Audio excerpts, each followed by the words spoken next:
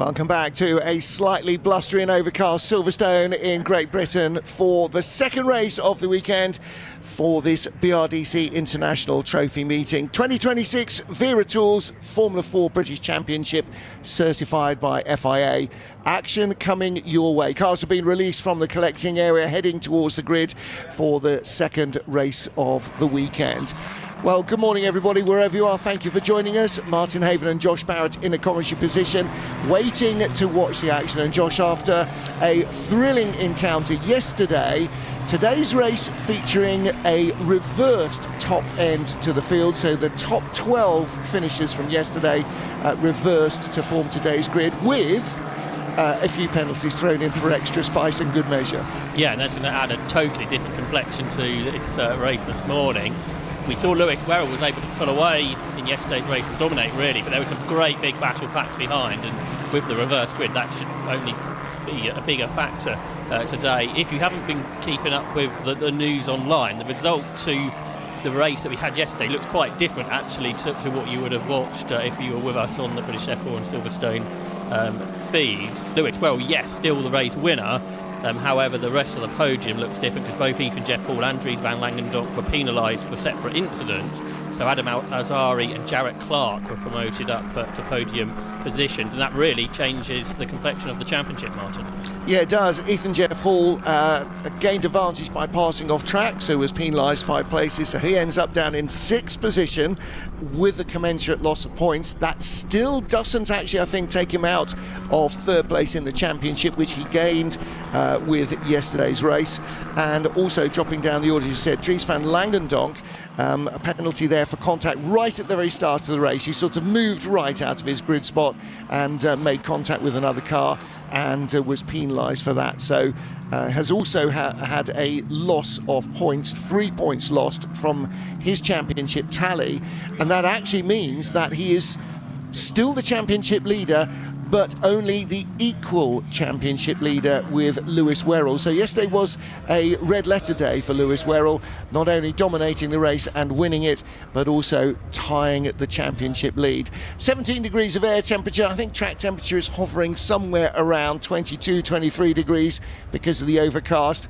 And a strong westerly wind. And I'm trying to figure out in my head, that means a tailwind down the Hanger Straight and a tailwind into the Beckett's S's.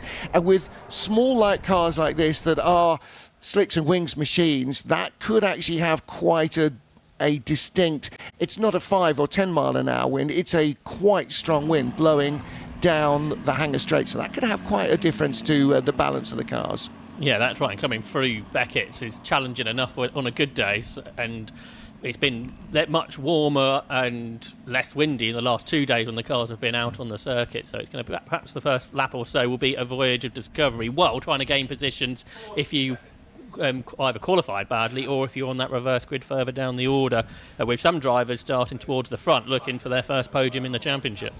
Yes, a lot of that going on. There's lots to conjure with as well. Coming into pole position is Kobakhidze, the Swiss 16-year-old driver. So the Red Bull Junior is the first female to start on pole position since 2024, when Abby Pulling became the very first in the F4 series, and in fact still the only front row starter, pole position starter rather, up until this morning. Abby Pulling, ironically, the winner yesterday in GB3, the first win for her, and as a result the first female driver to win in GB3 in Spa-Francorchamps. So as Abby, the first F4 pole sitter, wins in GB3 today, it is down to Kobakhidze, the Red Bull Junior driver. She will start on pole position, and a great opportunity perhaps to convert that into victory. If she gets a good start and can control the first couple of laps, then she will be well poised. Now, part of the mix here as well will be who's using which tyre, when, who is keeping a new tyre in their locker. So, for instance, in Kobakhidze's case, you may well see, and there you see on the number 2 machine of Timo Jungling, brand new rubber going on. You can see those little dots in the thing. That's the wear hole. The tread pattern in your road tyre shows you how much tread is left. Of course, when you've got a bald tyre like a slick, then this is why racing drivers didn't want slick tyres when they were first introduced by Goodyear, because they're bald, they're worn out. But that tells you how much tread is left across the tyre. Of course, at speed you can't see it, but the mechanics can tell when the car's stationary. And I'm sure the drivers who ended up at the front of this reverse grid will put their new tyres on for this race because it's their best opportunity of a race victory, although there's a much reduced points scoring from this race, just 10 points for the win compared to 25 for the two races that were set from qualifying. A race win's a race win at the end of the day. I was going to say exactly, a win is a win is a win, and particularly, you know, for a new driver in a new championship and with those familiar colours, a Red Bull Junior driver to take that first victory so early in the season as well, that's a real confidence boost. And like all sport, this is going to be won by the 6 inches between the ears, not by car advantage or track advantage. It's down to the driver to make the difference. And a chance to have a win now would be a very big boost to the rest of Kobakhidze's season. So they're about to be led away by the safety car. Let's take a look at the grid in a moment. Kobakhidze starting on pole from Ethan Carney. And then Timo Jungling, you saw car number 2 alongside. And those yellow-backed number panels are for the rookies. Now, that doesn't mean you're brand new to the championship. What it does mean is that you did 3 or fewer car races in the 2025 calendar year. So some of these drivers that are rookies may have competed in championships over the winter, maybe even a Formula 4 championship over the winter in the Middle East, Saudi Arabia, for instance, but still be defined as rookies by what they did last year. So let's take a look then. Kobakhidze leads this huge field away. Ethan Carney alongside her, the American teenager. Everybody here, I think the average age is 16 years and a couple of months. Everybody very young drivers. Timo Jungling and Joe Smith on row 2 of the grid, and then Kit Belofsky will start in 5th position with Jarrett Clark alongside. On row 4 of the grid, Dries Van Langendonck, who was the runner-up yesterday, with Adam Al-Azari beside him. Then Lewis Wherrell starts 9th, yesterday's race winner from Ethan Jeff Hall in 10th spot. Theo Palmer, 11th, had a tough race yesterday, got eased out in the first corner and lost a bunch of places. And then George Proudfort-Nalder will start on the outside of row 6 from Cole Hewitson and Cameron Nelson. Jabbar Al-Sabah is 15th, Ethan Lennon 16th on the grid.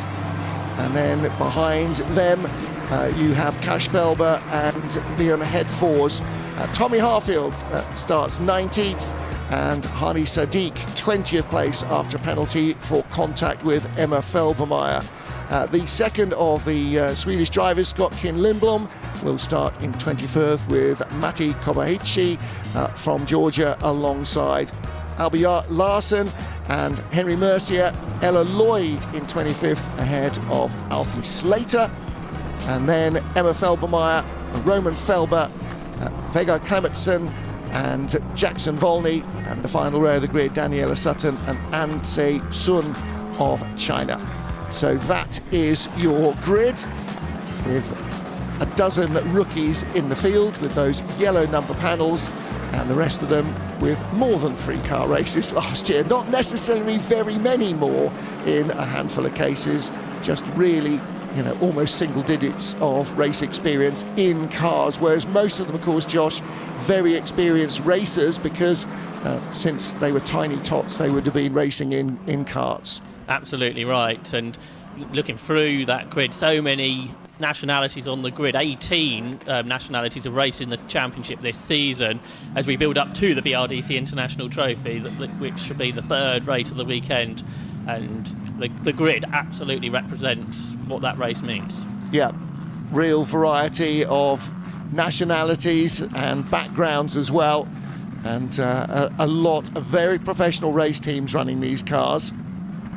Championship starting to shape itself up in perhaps a similar way to the way the British Formula 3 Championship was for so many years, from the late 70s all the way through the glory years of the 80s, 90s and 2000s, as one of the major stepping stones for young drivers from wherever they come.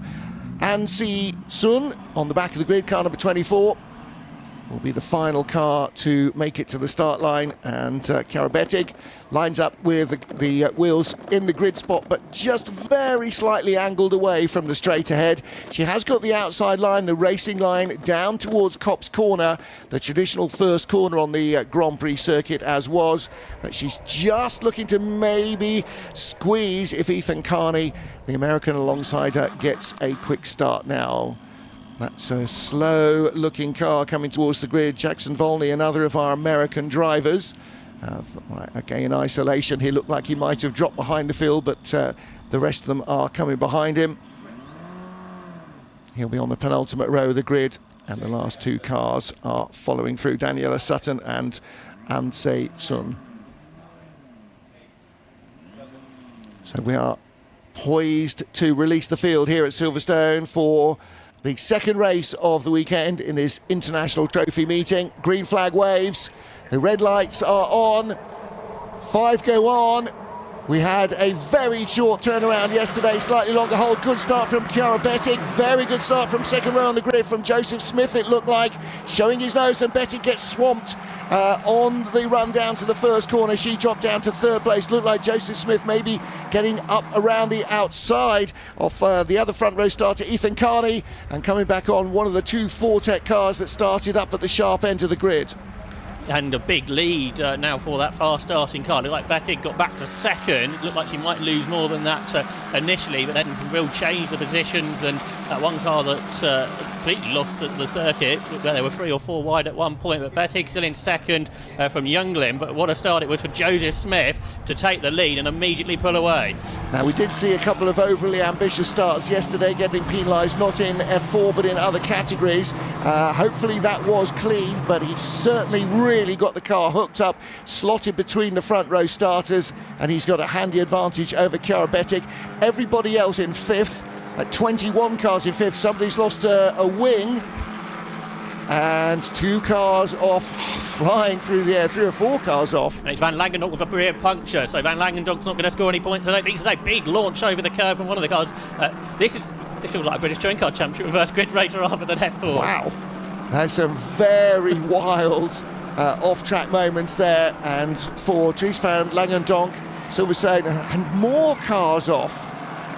Silverstone is not going to be among his favourite circuits by the end of this weekend unless something really turns itself around. It's Lewis Wherrell who's lost his front wing, so the two championship contenders, did they come together? Is that what they're the two bits of damage that come from front wing gone? Rear right puncher. Either way, neither driver's going to score points today. Yeah, the joint championship leaders both come up with a big fat 0. Luckily for them, the reverse grid is a maximum of 10 points for victory, but at the end of the season, those points might be really critical. Battle here for what is third place. Youngling hanging on in car number 2, only just. And he's dropped a long way from Bettig. Chiara Bettig, who was under pressure at Stowe, has pulled away from Timo Youngling, who's got Kit Belofsky in his wheel tracks as they go through Copse Corner. I don't think it was Belofsky in the red and white of Fortec who was off, but one of his teammates was just, I think it was a little further back. Ethan Carney, the other Fortec car who started on the front row, dropped to 6. I wonder if it could have been him. Yeah, that feels about right, doesn't it? Because he actually, he was sort of second, third, fourth into the first corner. We're going to go safety car for Greenham. I'm not quite sure of it at this point, but the safety car is being called for that. Big lead that Joseph Smith pulled out. There's the reason for the safety car. It's Emma Felbermayr. Wow. In the gravel at clubs, and maybe that's why some of the cars were going so far off to avoid her. And that car is blue, by the way, not brown. So that has been a high speed off for Emma Felbermayr, granddaughter of Horst Felbermayr, who the owner of the company that started racing. His son raced, Emma's dad, and now Horst the third and Emma are racing as well.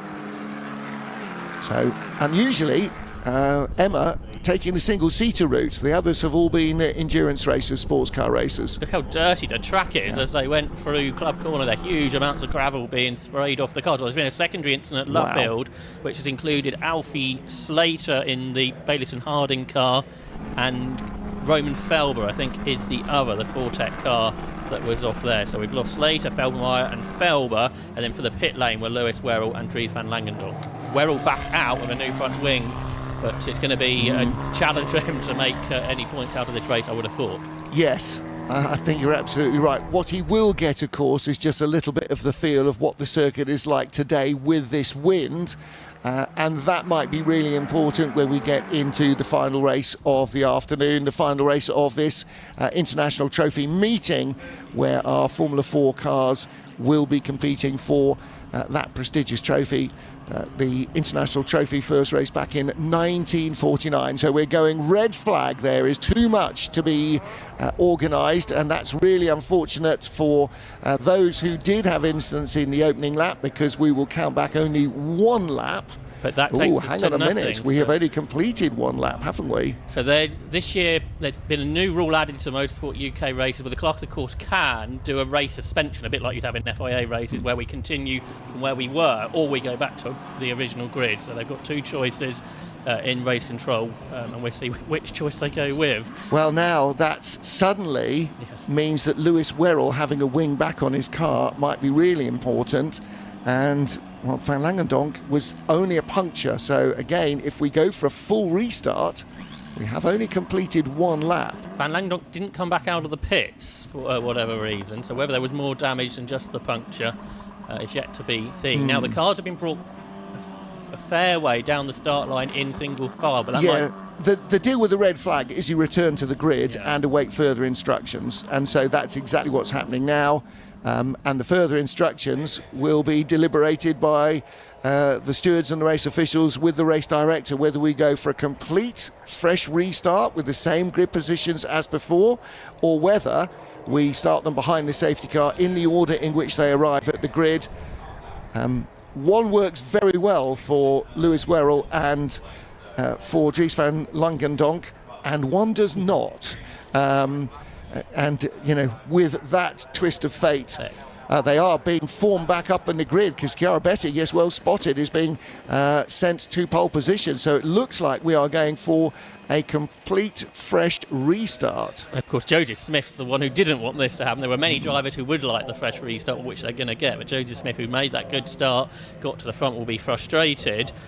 And people like Chiara Betti, who had that first experience of starting from pole position, can learn from that now and see if she can do a little better job the next time. She's a decent job, but not as good as she could have done, and have another go to try and take the lead on the restart. Well, there are at least two cars that are not going to be part of the restart, and those are they. Emma Felbermayr might well be. I mean, I know it's very dusty and probably about 1.5 kilos of gravel in each of the side pods and everything else, but she does rather look, though, she might be waiting to get into the car or travel back with the car.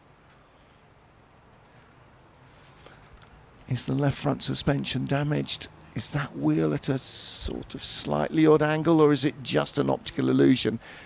We've been told it's going to be a full 20-minute restart. So the original grid means we can have a full 20 minutes. Hopefully the teams put enough fuel into the cars to allow those extra laps that we're going to have.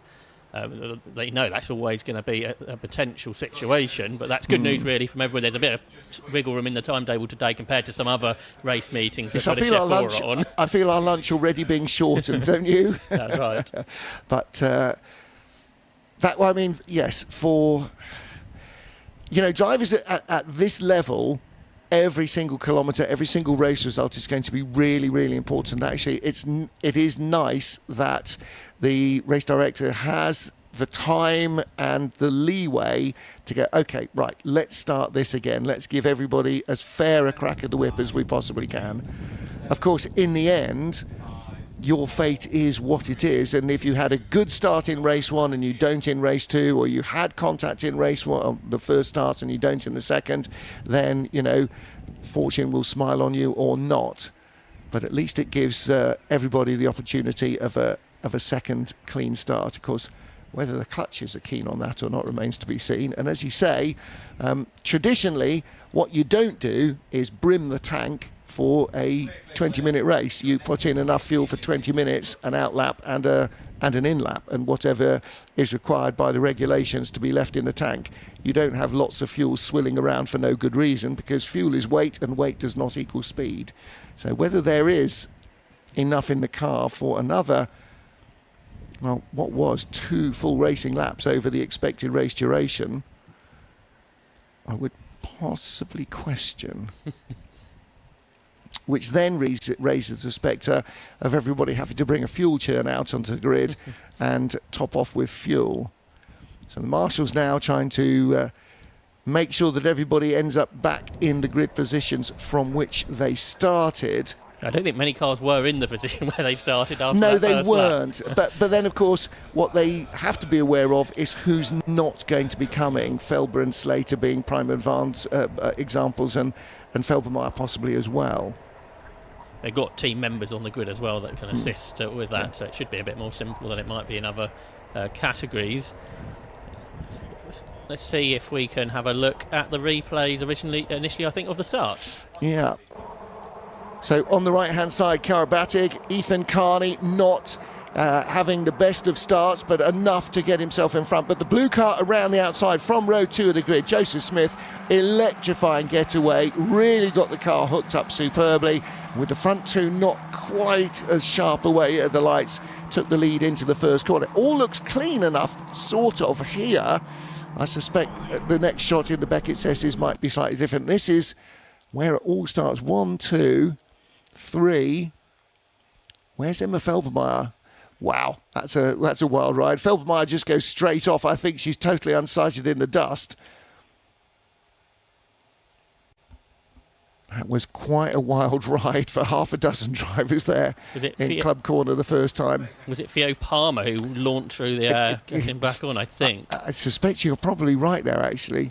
Felbermayr's car is going to need a good hoovering, whether it starts this race or not, or restarts this race or not, and I suspect possibly not. That is going to need a good hoovering to get all the dirt out of it. Quite a lot of brushing for the marshals to do up there at Club Corner. We saw how much gravel got brought onto the track. And I think while we're recovering these cars, the race control may well send out a sweeper, because that's a quick corner. And what you don't want is lots of cars suddenly discovering that the rallycross track has become the racetrack. It's been a disappointing weekend for Alfie Slater, qualified much further down the order than he would have liked, and it's not got any better from there. But for Kobakhidze, she's got this second opportunity to go from pole position. Not sure if there's been an opportunity perhaps for a driver coach to have a word with how she can perhaps do it differently, but it wasn't a bad start, so you don't want to change it too dramatically. No, you just want to make it a little bit better. And that's the thing then, you know, now are you on the grid going, I've got this, I'm fine, or are you on the grid sitting there waiting for the lights to go off going, don't mess it up, don't mess it up, don't mess it up. You know, that's the pressure that is so easy to put on yourself. Ethan Carney as well, you know, from the front row alone, you think, okay, that was a pretty even start. I might just have got away a little quicker than her. However, then, like he was shot out of a cannon, Joseph Smith came through from the second row of the grid, and just there was enough space, luckily, for him to go the long way round the outside as these two sort of aimed for the apex together, the two front row starters. It just sort of, he was looking initially to go between them and then went the outside route, and there's a long way out.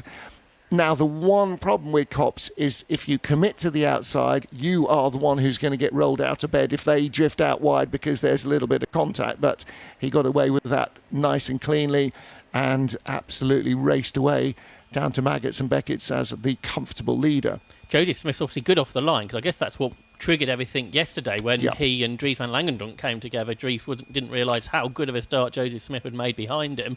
So it's something that Joseph has got down to a really good tee so far this weekend. The 16-year-old British driver who raced in Ginetta Juniors last year, which is still a great feeding series for this championship. So many British F4 drivers from the UK have come out of that championship, but the racing style must be so different from the GT-based slipstreaming category to single-seaters. Yeah, definitely. a lot more responsive car, a lot less weight to deal with as well. But yeah, racing licks are racing licks. You know, wherever you learn your racing skills, they will apply. The same spatial awareness, the same awareness of who's around you and what they're doing, which is the difference between pedestrians who are in a car and proper racing drivers. I count myself as very much the former. So there you go, sweeper is out, trying to restore the gravel trap to the gravel trap area. A bit like persuading the fans back into the grandstands after they've been under the podium at the end of the British Grand Prix. As used to be the case, because quite often then you'd continue the afternoon with a number of support races and everybody would stay so that you didn't get caught in traffic for 8 hours. Until you realise you're all doing the same thing. Yeah. Well, and that sort of became, then there was barbecues, and then, you know, Eddie Jordan and his friends started out, you know, with a band on a flatbed truck, and that stopped some of the audience trying to leave as well. And so gradually that sort of atmosphere of having bands and evening entertainment and so on has just grown and grown and grown so much that actually you come here for the British Grand Prix, if you're camped for 3 or 4 days with friends or kids, family, whatever, then actually it's a sort of mini Glastonbury as well as Britain's most important motor race. So it's a very party atmosphere throughout the course of the entire weekend. Of course, preparations well underway for the British Grand Prix, which is, I think, 5 weeks away now. I've been at Silverstone quite a few times through this month, and each time you come here, there's new buildings that have been put up, new grandstands have been put up. You see the Lando Norris grandstand, which is set for having 16,500 spectators in 5 weeks' time, where they'll be hoping that things don't go like they did last weekend in Canada, I suspect. Yes. Well, yeah. I think McLaren will definitely have. I mean, the thing there was they were clearly believing the data that there was going to be much more rain than anybody else suspected. And if you believe it's really going to rain, that's why you don't split the strategy and leave one poor soul on the wrong tyre, whichever one it is. But if it's if you're the only 2 cars out of 22, in fact they weren't, there were half a dozen cars, but only half a dozen cars who had gone for anything other than a slick, and you sort of look at it again and you go, I wonder, when you're that far up the grid, you know, if you're 14th or 18th or 20th, fine, have a gamble. You know, if you're in Cadillac, roll the dice, you've got nothing to lose.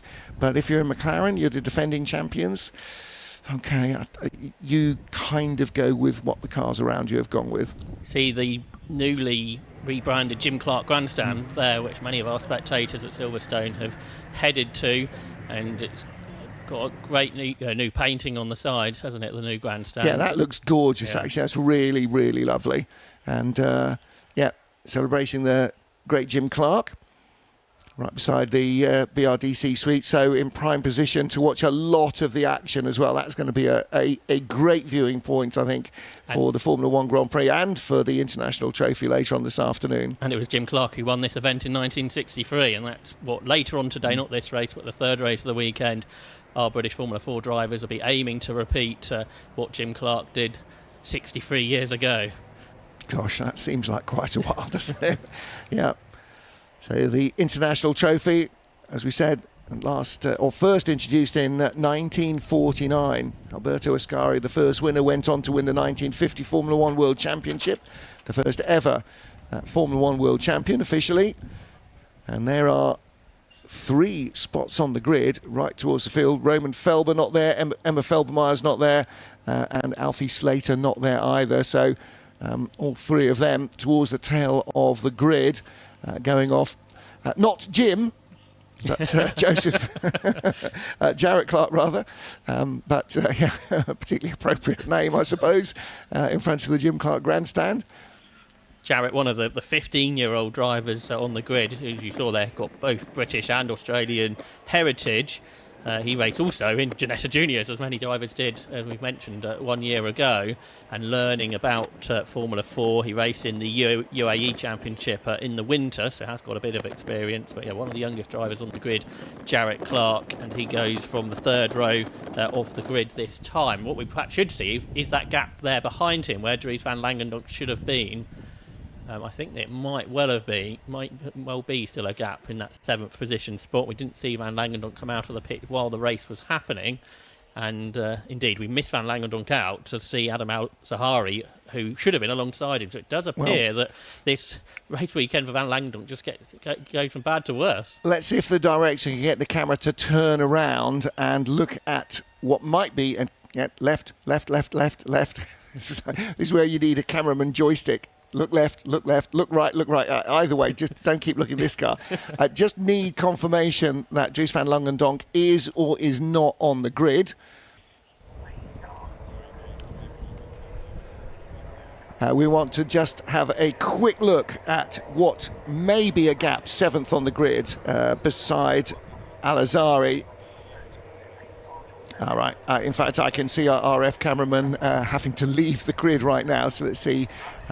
We'll have one final formation lap, so we will get an opportunity. Looking through the fence, see, I'm imagining there is a gap there, but there may not be. Never talk about things that you can't actually see, is one of the things I was told.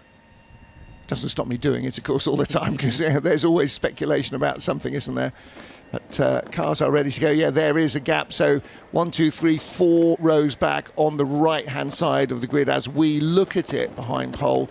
On row 4 should have been Dries Van Langendonck. He is not there, despite only suffering a puncture. So Lewis Wherrell is on the grid? Yeah, because here's the car you can see just at the top of shot, behind where Van Langendonck's gap is. So what was it? I think a 29-point lead coming into yesterday. We came equal because of the win for Wherrell, the penalty for Van Langendonck, and then the penalty points on top of that. And now Wherrell's got a good chance to score points. As you mentioned, you get 10 for a win, but you also gain a point for every position you gain from your grid position. So should Lewis Wherrell win the race, 18 points are offering for him. Oh, that's a big task, yes, but it's not out of possibility. No, I take your point, absolutely. But, I mean, again, even 1 point.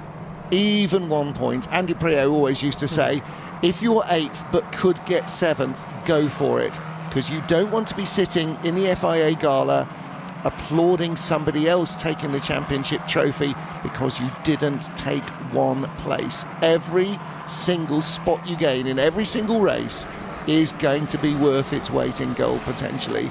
And especially for Lewis Wherrell, because, as you said, coming in here, over a day's points behind, and after race 1, tied on points, and suddenly the opportunity, and he knows what it means, that grid space empty in front of him.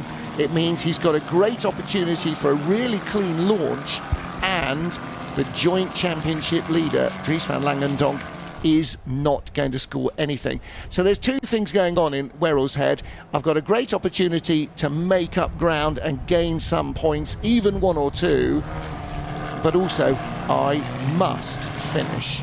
And that's actually almost as critical as making up places, is guaranteeing you get those points and you don't get a 0 as well. 8 days ago, when Lewis Wherrell got pole position at Snetterton, he was 10th in the championship. Wow. And 58 points behind Van Langendonck. 8 days later, he's looking like he should become the championship leader, assuming this race goes to plan. He's having a bit of a Max Verstappen run, isn't he? 2025 style. But again, yawning chasms when you've got 3 races per weekend suddenly stop being yawning chasms. If you have a bad weekend and the points haul is really small, then you can have a not bad luck weekend, even an average weekend, and suddenly the point score is a lot more even. And then after this pretty busy start to the season, there's a 6-week gap after today. So if you've had a bad run, does that weigh on your mind for those 6 weeks, thinking what you could have done differently? Whereas if you've had a really good couple of weekends back to back like Lewis Wherrell is appearing to have, that's got to be a great feeling, hasn't it, going into that summer break before heading overseas to Zandvoort in July? Yeah, absolutely right. Of course, for Van Langendonck, he's going to hope that even though he's not in Belgium, something in the Low Countries might play a little bit better in his favour. And also, you've got to accept, at some stage, incidents will come and find you, or there'll be a mechanical frailty or something. That is just the way life goes. but it doesn't take away your ability, your racecraft, your speed. What it can do sometimes is not your confidence, and that's part of the critical learning experience. You kind of got to remember that we're not talking about 25-year-olds, 30-year-olds, we're talking about drivers who are half that age, not half 25, but certainly, 15, 16, 17 years old. And if I think what a callow youth I was at that age, still making Airfix kits and, swimming and playing tennis and things, you think, well, okay, this is a very different category, and I'm sure it's very easy as a teenage driver for it to get to you, and that's one of the things that they have to learn. How frustrating was it when you dropped your Airfix and all your work went to nothing? And think of how big of a difference it is when you're racing for a championship like this, and you're backed by a Formula One team. And Zach Brown is a big proponent of Dries Van Langendonck. He attended some rounds last year, and I'm sure he will do again this year. So that really, I guess, puts the pressure on you, doesn't it, when it's all going right, but when it goes wrong, it's a totally different kettle of fish. And again, talk about pressure. Having the red, blue and yellow on your car, as Kobakhidze has, you feel that pressure all the time, because there's the expectation, and when you have become a Red Bull Junior driver, then you have very high expectations of yourself, because you know the bar is way up there. You look at those that have worn those colours before you and that are wearing them now, and you go, okay, only the very best survive. I must make sure that I am one of those. And if Kobakhidze can come out of this season with a head held high, who knows what Red Bull's promotion could do. Can she make a better start this time round? The lights are on. A longer hold this time than before, and a much better start this time from Ethan Carney on the front row of the grid. She gets swamped again. She's away in third place. Not quite such a getaway for Joseph Smith, but I think that was a quick getaway from Lewis Wherrell. There was contact there between Alba Larsen and Belofsky, so that might allow Wherrell to gain more positions. And somebody with two wheels on the grass. It's 3 wide coming into the Beckett's S's for 4th and 5th, and they just about get through it okay. I think that again was Alba Larsen and Belofsky, who made contact at Cots, made further contact into Maggots. Well, it tends to be that if you're side by side with somebody, that continues. Challenge for the lead from Joseph Smith, trying to come around the outside of Ethan Carney, down to Stowe for the first time, around the outside, nicely judged. And for those of you who are going, well, of course he knows Silverstone, home advantage. No, you don't get to race on the Grand Prix circuit very often in any career. So it's Silverstone's Grand Prix circuit is probably as largely unknown to most of these drivers as, say, Sao Paulo's is. Batig was very quick through Vale, but yeah, she was trying to get in the mirrors, wasn't she? The car again, we had another incident at Club Corner in the background. Yeah, more rally crossing, and there's a nose wing gone there as well, isn't there? All right, so right at the very back, Sun and Chi and Daniela Sutton battling, and no longer for last place. Sajic, I think, was one of the cars. That one recovered. The second car looked like it was pulling off on the way up towards Abbey, hopefully into a safe place. I'm not surprised, given what seemed to have disappeared from the front. So, again, for the second time of asking, Joseph Smith leading the field. Battles behind, but for second place, it is Ethan Carney, and we might get another safety car, because that car is not going any further. So, Ethan Carney holding off Kobakhidze, the Swiss driver who started from pole position, only the second in British F4 history to do so after Abbey pulling. And that is your top three. Behind them, Timo Jungling, who started 4th, remains in 4th place. And it is 7th from 9th on the grid from Lewis Wherrell. So he made a quick enough getaway, got through cleanly in that bunch pack behind. He was the sort of 3 wide group coming into the Beckett's S's last time round, but you can just see him jumping away from the cars behind him and there he is with the yellow number backing, just trying to close the gap on the cars in front. I think it's Tommy Harfield, runner, race winner last year, who's the car that's pulled off down the Lewis Hamilton straight up towards Abbey. But now the race continues, and Bettig looks to the inside of Ethan Carney, but at the same time really defending from Timo Jungling, the top rookie, into Stowe corner. So I don't think any of them really changed positions, all allowing Joseph Smith to do a bit like he was doing in the first part and pull away. Everyone's sort of having a small look to make a move, but none of them successful. Yeah, Carney with the red and white of the Fortec Motorsport team, then the Red Bull Junior, Chiara Bettig, then Jungling, and as they come past here, waved yellow flags, so driver out of the car, which is good news, but the car going no further, which is not. Ella Lloyd, just like she did on the first start, gained 9 positions. She gained 9 on the first start, 9 on the second start, and he's up into 16th place. Ella Lloyd very good on opening laps, it seems. Wow, that's bonkers, isn't it? That's absolutely superb. Now I wonder whether she just took a sensible line around the outside somewhere and avoid all of the wheel-to-wheel carnage that was going on. So you can see the slipstreaming effect down the straights here. And a pass down the inside, and that is for, where are you? That's for 5th place. So Al-Azhari going by Clark for 5th place.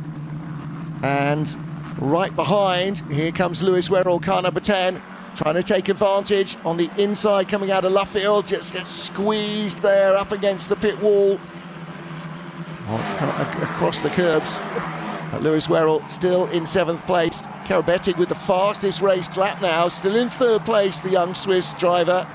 Looks like she may have some pace to try and close down Ethan Carney, although actually she's got Jungling right behind her.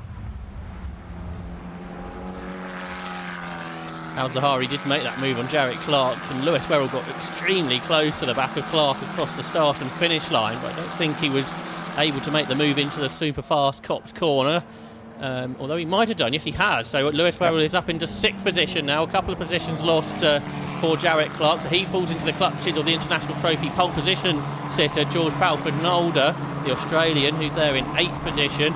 Theo Palmer was another driver who was involved in the antics on the original start, gets a second go, he's there in 9th, and Ethan Lennon completes the top 10.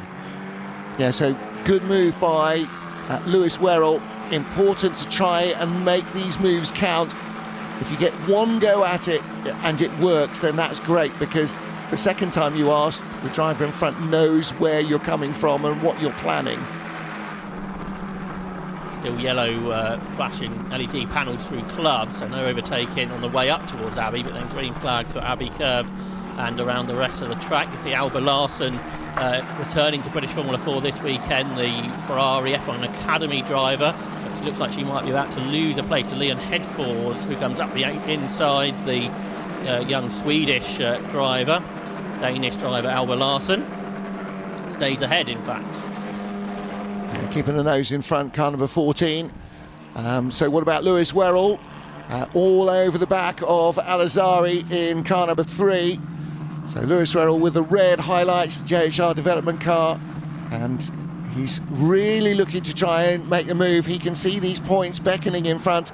Only the top 8 cars here get points, so old-fashioned Formula 1 scoring, 10, 8, 6, 5, 4, 3, 2, 1, compared to the top 10 in race 1 and race 3 of the weekend. On that lap, Carney was quicker than Smith, but Bettig was quicker than both of them. So the top 3 are starting to bunch up a little bit. There's about a second between each of them. And then Bettig has got Timo Jungling going with her. So we could have a battle for the lead of the race yet. Although Smith was very good at the start, his pace on lap 3 wasn't quite as strong as those behind. But for 5th position, Adam Al-Zahari holding on ahead of the equal championship leader coming into this race, Lewis Wherrell, and it's a big battle back all the way down to the 10th place driver, Ethan Lennon, the South African. Yeah, Adam Al-Azhari in that silver machine, run by High Tech Racing, hanging on to 5th place. Lewis Wherrell may just have come against an insurmountable buffer. For Virtuosi Racing, though, it is still Joseph Smith out front. Chiara Bettig in 3rd position, so could be aiming for or looking towards a podium finish here. Not quite the step on the podium she would have hoped for. She's going to have to be careful there, because Timo Jungling right behind. is definitely looking for ways to try and make the difference.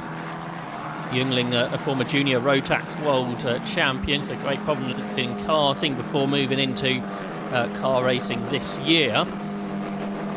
Did a meeting in the Formula Winter Series before this full season campaign in the Wera Tools British Formula 4 Championship, so he continues to drive in Bettig's wheel tracks, and still there in 5th position is Al Zahari, unable to pull away from Lewis Wherrell, as you might expect. Wherrell's certainly the fastest driver at Silverstone this weekend in race trim.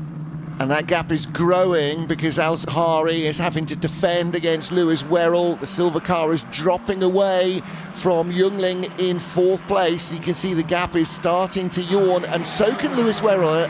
And that's the frustration then for the British driver in 6th place, is that he can see that he is being held up by the car immediately in front, and those tantalising higher points scoring positions are getting further away. And he knows that this is only a short race, so he hasn't got long, just a 20-minute race. He's got to get on with this and try something. And again, with that slight frustration of the gaps in front of him growing, might come the feeling that I've got to make a difference and I need to try something. Down the hanger straight they come. He's not going to be close enough as they get to Stowe Corner. Jungling there, car number 2, his teammate, not going to be close enough to Takara Bettig either to try and make a pass on the Swiss driver. But that Red Bull car is definitely under pressure for the final podium spot here in race 2. Keith and Lennon there had a look to the outside of Theo Palmer for 9th position, so they're not actually in point playing positions. Say just the top 8 for this race, but if they have gained positions on their grid, they will be scoring points. So position gain for Ethan Lennon is sort of better news if he can do that. Down towards Abbey Curve they go, but because they're battling now, they're starting to fall away from George Proudford-Nalder. In the background, Alba Larsen continuing to be involved in the battle. She's going around the outside into Abbey Corner. That doesn't work very often, does it? And she has to back out. Their guard Clementson holds on for now. Well, she's already in a point-scoring position because she's moved up 8 spots from the grid, so that's 8 points. That's the same as finishing 2nd if you start 2nd. So, yeah, aggressive racing. That's not the word I mean, is it? I do, actually. Not physically aggressive, but, yeah, making the passes count. And obviously, having a couple of spots on the grid in front of you, that might help. If you're further back in and you had those 3 empty grid spots in front of you, then that helps you move up positions, obviously, because that's a given, and that will be the case for Alizari and Wherrell because the gap where Dries Van Langendonck should have been, but that's only 1 position. Big slide from Jarrett Clark as he turned into Cops Corner and he run out wide. I don't think he lost too much time because of it. Hangs on to 7th position, and actually he's still on the tail of Lewis Wherrell by the time they got to Maggots, but the judges of facts at Cops Corner will have noted that, so can't do that again. But really came from a mistake, a big snap of oversteer through the middle of the mighty Cops Corner. But he continues on to try and chase down the British driver Lewis Wherrell. Joseph Smith getting a driving standards flag for that very thing, track limit. So Joseph Smith can't afford to do track limits again. As is the 2nd place car, Ethan Carney. So there's a little bit of jeopardy. 3 abreast into a Stowe Corner. Around the outside of everyone goes Henry Mercier. He's got 1, which is good. He doesn't quite get 2, but he might. He might indeed. Cuts from the outside to the inside, down into the Vale. That is a great piece of driving by Henry Mercier. So that's 2 points added just there in that couple of 100 metres. Fantastic stuff. Stowe Corner's always been great for motor racing, hasn't it? Hasn't it? And it's produced so many moments here at Silverstone over the years, and that was pretty good in the Formula 4 book. And of course he got that done before they got to the yellow flags at Club Corner, so not only neat, clean driving, but in the right place as well. Big lock up there for Cole Hewitson in 33, and that leaves him vulnerable to the car behind, which is Cameron Nelson, who dives up the inside. Big moment over the curve for Hewitson. Despite that, he's able to hang on as they go through entry corner onto the Wellington Straight. Really hard to make a difference in equal machinery there in that tight left-hander, because there's so little variation in line that's going to make any difference. You can't get around another car unless it basically falls off or stops dead. Now Lewis Wherrell dropping away a little bit from Adam Alizari in the silver car in front of him. on the last couple of laps, and I wondered whether maybe he'd had the best out of what tyres he's got on the car. Now he's starting to close back up. Al-Azhari still dropping away from Jungling there in 4th place. So here's our race leader, Joseph Smith. Now what's the gap? Over 2 seconds clear from the front row starters. Ethan Carney in 2nd, Chiara Bettig in 3rd place with the yellow nose of the Red Bull Junior car. Smith set the fastest lap on the most recent lap, 2 minutes 3.456. Joseph won at Donington, didn't win on the road, but won after penalties. So looking for his first on-the-road win here at Silverstone. He's got that black and white driving standards flag for track limits a couple of laps ago, but he's able to pull away from Ethan Carney, who's in that same jeopardy. He's also got the officials watching him. That's not a problem for those behind, though. So that's a lap time that an engineer will like, a 2:3.456. If we timed it to the 10th of a thousandth, maybe that'd be 4.567, but we don't. Engineers do like a number, don't they? So yeah, Joseph Smith just creeping away nicely. And in 4th place, a little bit in no man's land, Timo Jungling. Jungling can't quite close on Bettig enough to make a difference, but then he's not dropping back into the hands of Adam Al-Azhari in that silver and black machine either. Lewis Wherrell is definitely closer, having a little look now. That's the first serious kind of showing of the nose that he's been able to do in the last 3 or 4 laps. 5 minutes of the race remaining, so we're at 3/4 distance. Can he make up another place? He's not really got enough time to get by and to catch his teammate Jungling and to make a difference there. But again, the extra point for the position and the extra point for another place gained will be important. Absolutely right. The fact he's dropped Jarrett Clark now means he hasn't got to worry about what's going to happen behind. He can focus on making the move potentially over the last 5.5 minutes of this race. Again, he has a little look in the mirrors. He is.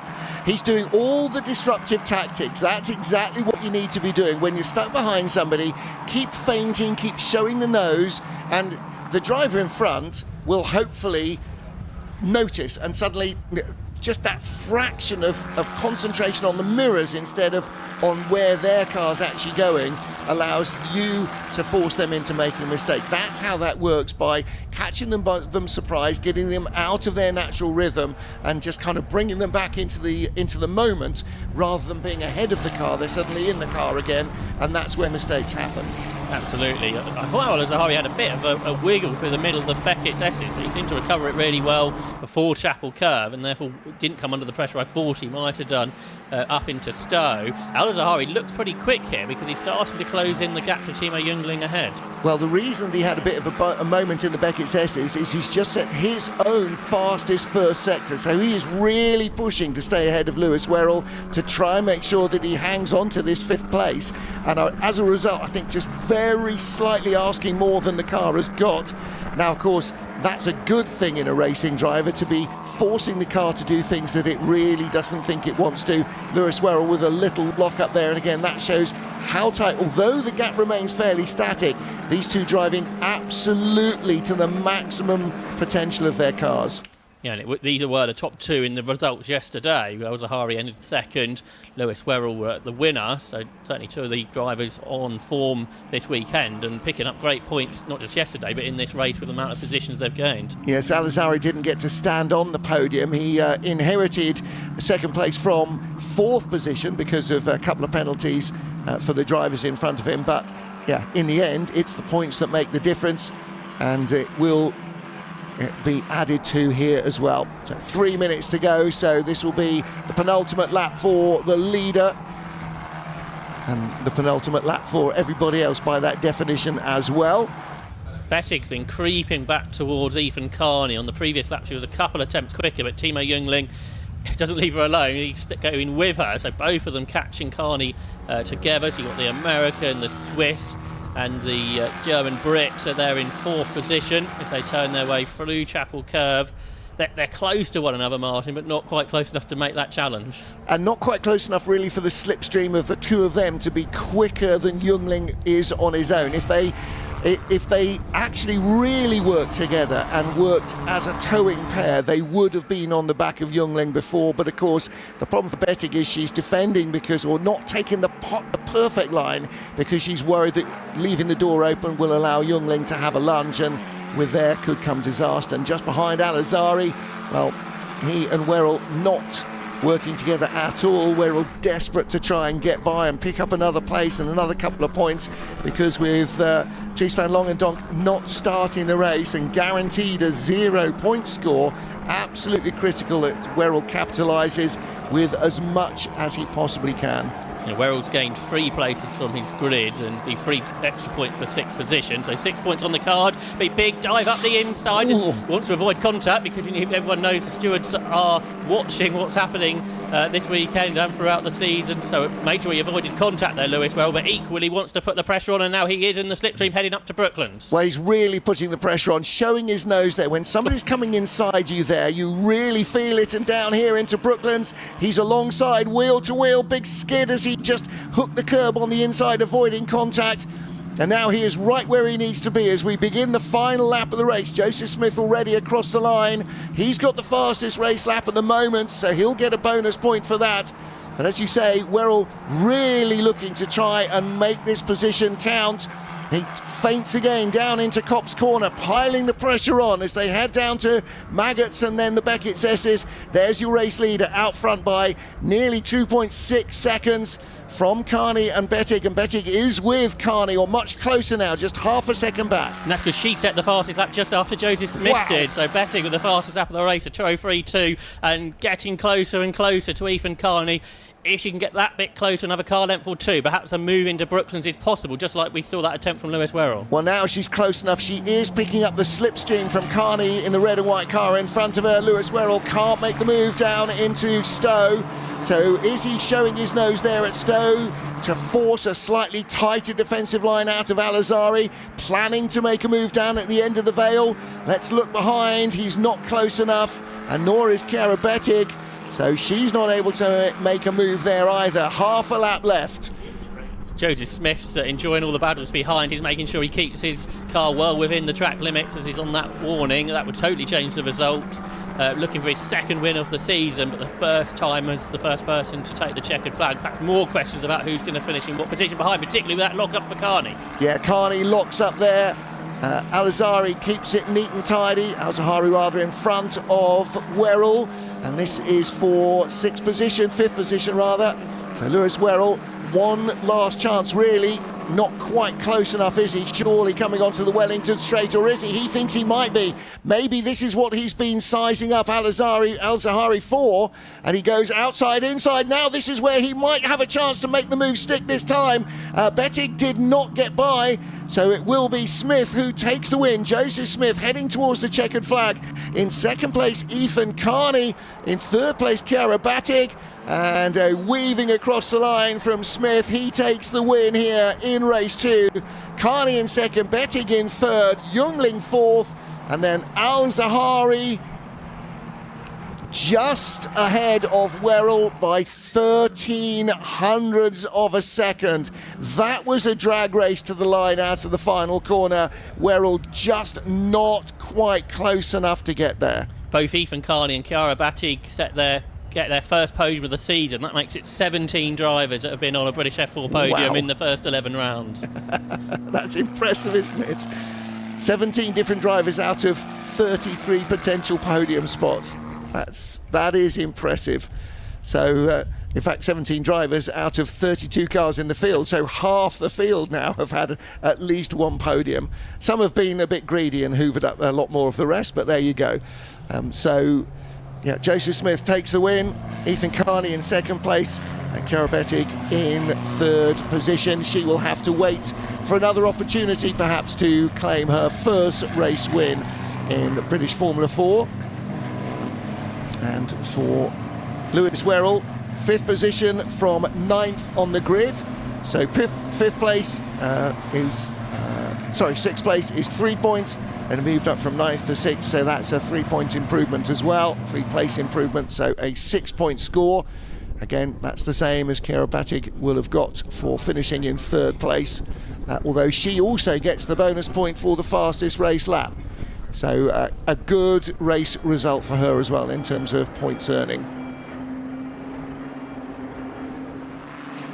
So confirmation then of the reverse grid race 2 result. It was Joseph Smith who took the win from Ethan Carney and Kobakhidze, and Jungling sort of a little bit on his own in 4th place. Al Zahari holding Wherrell off in 5th and 6th position to the checkered flag, and the final point going to our pole sitter for the 3rd race, George Proudford-Nalder, the Aussie taking 8th position. And of course, with points earned for improvements, then there are some fairly substantial points scores going on, and not necessarily at the front of the field either. Absolutely right. There'll be drivers perhaps outside the top 20 who could be scoring more points than those within the top 5 or 6. Almost than the race winner. Yes, exactly. Which is a really nice reward for some combative driving, some making up places. So we had to have 2 goes at getting the race underway, but despite quite a lot more rally crossing on the Exeter Club corner, that time it ran to the full 20 minutes and a 10-lapper. And Joseph Smith from 4th place on the grid. So not only getting 10 points for the win, but also 3 points for extra places, or extra points for places made up. Impressive stuff from him. So there is your race winner. Joseph Smith did everything he could to get as much height on those tyres, didn't he, with driving as wide as he could. I presume he won't be using those in race 3, otherwise they need a lot of cleaning off. Yeah, there's not much going to be used for those, other than making sure the weight and the ride height of the car are as significant as possible. So Joseph Smith with the win, Ethan Carney in 2nd place, and Kobakhidze with the final podium spot. And we have not been informed of any penalties, or contact will be looked at. However, the stewards will have looked at any incidents in both race starts. If you hit somebody in the first race start and the race gets restarted, that's still a penalty possibly coming your way. Right, let's see if we can catch up with some of our drivers. Make sure you're recording, please. Right. Let's get down to the collecting area and see who Matt's got to talk to. Reactions from the drivers very shortly. So down here then with Joseph Smith, who is our race winner for the 2nd time this year. We'll try and bring him into the equation to have a quick chat. Joseph, well done indeed. That was pretty much all done at the start of the race to get the lead of the race away. Yeah, I mean, it helps having good starts. I mean, I really perfected them at the end there, and yeah, just staying a consistent pace at the end and making sure I didn't get any track limits and just bringing the car home. So yeah, it was a really good result for me and the team. And of course the initial start was the red flag, so of course you had to do it all over again, so it's kind of going back into that same momentum. Yeah, I mean, it's just same thing, just continue doing my own thing and keep driving the same lap time and I'll be right. So. Were you worried about anyone behind you at all during that race, or just kind of got your head down? No, not really, just get my head down and conserving tyres, fuel and stuff like that. So yeah, really happy with the result, and thank you to the team for the excellent car. One more race to go this weekend, 25 minutes, which is our longest race of the weekend. A little bit of progress, I'm sure, to be made, but I'm sure you can get up there and do it all again. Yeah, I mean, we didn't have the best qualifying, but for sure I can definitely make some progress and maybe come in the top 3 with the pace I have. So yeah, really happy. Good stuff. Well done, Joseph. We'll see you on the podium very shortly. Bring Ethan Carney into the mix as well, who finished in 2nd place. Well done, Ethan. Nice to see you on the podium for the first time in British F4. How was that for you? Yeah, it was a good race. I mean, it was kind of, I let Joseph get away at the start. I think we did have the pace to challenge for the win, but unfortunately, Joseph got away and he drove well. We didn't make any mistakes, so I couldn't quite catch him. In terms of the tyres for that race, did you have a better set on or a slightly worse one? Yeah, I mean, we put our better set on for that race just to give us the best chance, because obviously there's a higher starting position. So yeah, in the end it did pay off. Hard work out there this weekend. Of course, Silverstone Grand Prix, we know it doesn't kind of take any prisoners. It's kind of back and forth all the single time. Yeah, I mean, it's a difficult track for mistakes because it's so long, you know, and also it's so exit focused. If you make a mistake coming into the corner, you can just get killed on the way out. So you really need to be patient and just make sure you cover your exits so you don't get done down the straight. Good stuff. Well, Nathan, congratulations to you on your first podium. And we're going to have a quick word with Chiara Battig as well, who does a great job to get her first podium as well. Lots of interest down here from our Red Bull back driver. Chiara, many congratulations. Well done to you on your first podium in British F4. How does that feel? I mean, it feels great, yeah, to get my first podium here now. You started, of course, on pole position, but it's always hard to try and keep 30 drivers at bay, but you did a great job there. How did you find the race overall? Yeah, I mean, it all started off with the start, which wasn't great. We lost those 2 places where we ended up finishing now. I think overall we had really good pace. We also did the fastest lap, if I'm correct. So yeah, I'm looking forward to race 3 now. And to be fair, looking at your season so far, we've been really impressed with your driving. We've seen you get stuck into the battles, especially last weekend at Snetterton. That was a great race for you to try and work your way through the field. It seems you're learning every single race you go out there. Yeah, true. I think it's all kind of a learning path to the step up. And in terms of the Silverstone Grand Prix circuit, you seem to like it. How do you feel going around it? Yeah, I mean, it's a really long circuit, so yeah, it's really historical as well. So I think it's great to be here, and yeah, I'm excited. Good stuff. Well done, Chiara, on your first podium within British F4. So there are your top 3 down here. Chiara Battig with Ethan Carney, and a second victory of the season for Joseph Smith. As we said, we'll have a podium for British F4 for you very shortly. And her first fastest lap as well. Congratulations to Chiara Battig. Started on pole position, and yeah, as Matt said, very hard to keep everybody behind. She made a decent fist at the start. Ethan Carney just had enough of a run on the inside. And this was the first race start. Around the outside went Joseph Smith. And then we ended up with red flags because of several incidents. A couple down at Club Corner. And then yeah, lots and lots of rally crossing going on here. Not quite a quarter of the field, but certainly a decent number going off. And this is at the second time of asking, I think. So cars going off in the background.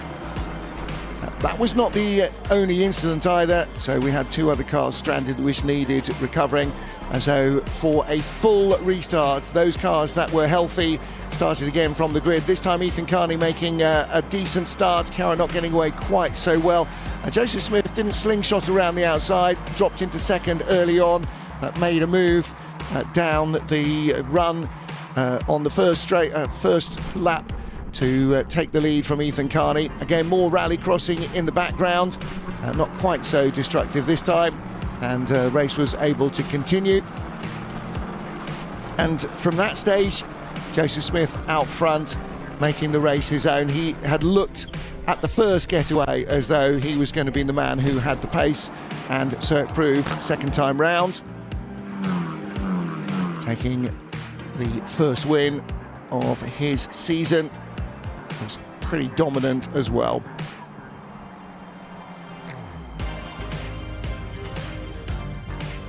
So stiff breeze blowing here at Silverstone. Let's see if we can catch up with our drivers on the podium.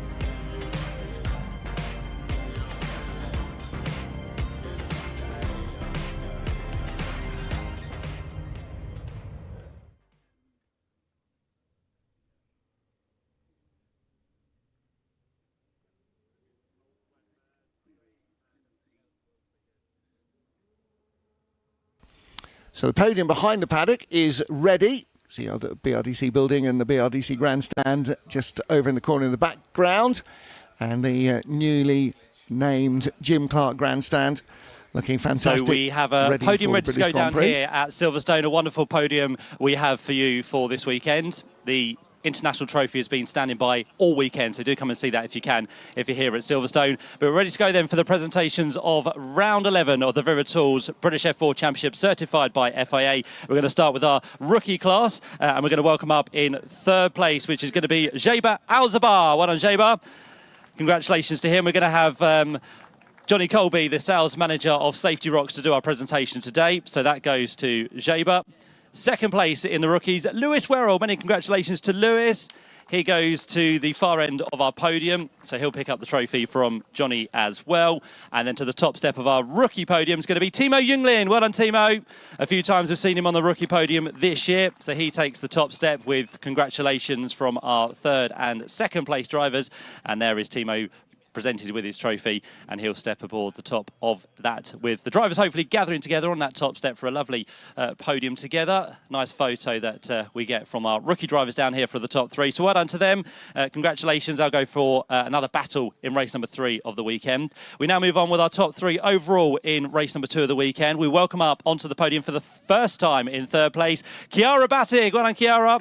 Many congratulations. So the 3rd step on the podium for Chiara. She'll receive her trophy from Johnny. 2nd place goes the way of Ethan Carney. Congratulations to Ethan, who gets a big cheer down here as he works his way to the 2nd step of our podium, and then to the top step of the podium for the 2nd time this year, Joseph Smith. Well done, Joseph.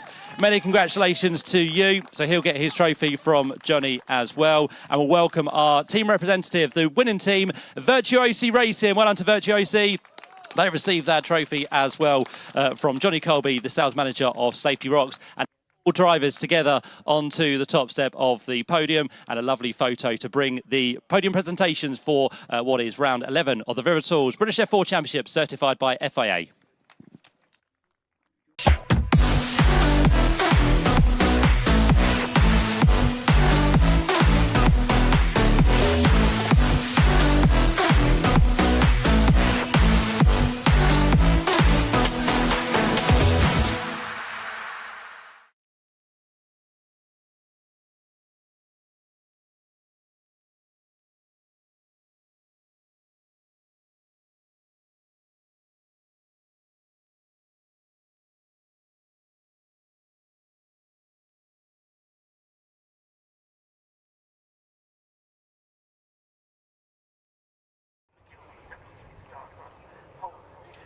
Cars back on the grid.